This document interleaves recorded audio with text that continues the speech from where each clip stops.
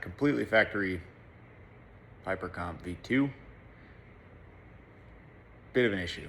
The trigger in these seems to be dragging to the point that it's hanging the gun up out of battery, like right on the edge of battery. And then when you go to reset the trigger, break a shot in a fast follow-up shot like you normally do in competitions or shooting at all in general, you get what would be like a light strike, because the striker is already dropped and then the slide drops into battery and the striker just kind of hits the primer, typically pretty high on the primer, thankfully without enough force to set it off, because it would blow up out of battery. What the fuck? So broke the trigger. I'm gonna pin it to the rear, rack this, and ride it forward to induce this, right? Now, if this was a friction issue in the slide, the trigger would have nothing to do with this. So I would just hit the slide and it would drop forward, maybe clean it, maybe there's something in there. But if I release the trigger, it drops into battery.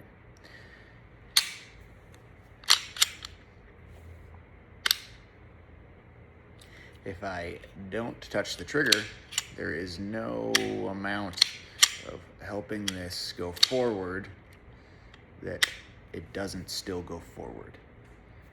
It's not a friction issue somewhere in the slide or in the rails, not the extractor, any of that stuff, not the barrel hood or lockup or anything.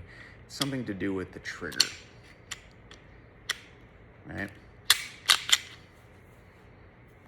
What the fuck? So you Google this issue.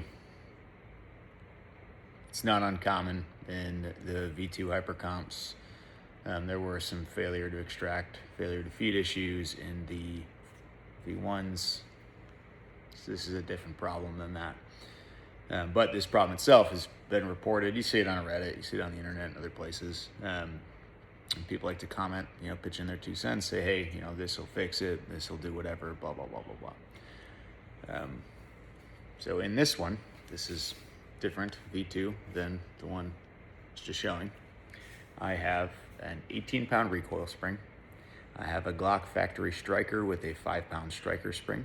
I have a new Glock extractor as well as plunger and plunger spring, which any one of those things was supposed to magically fix this issue. So definitely different gun, different internals. When I do this, exact same fucking issue.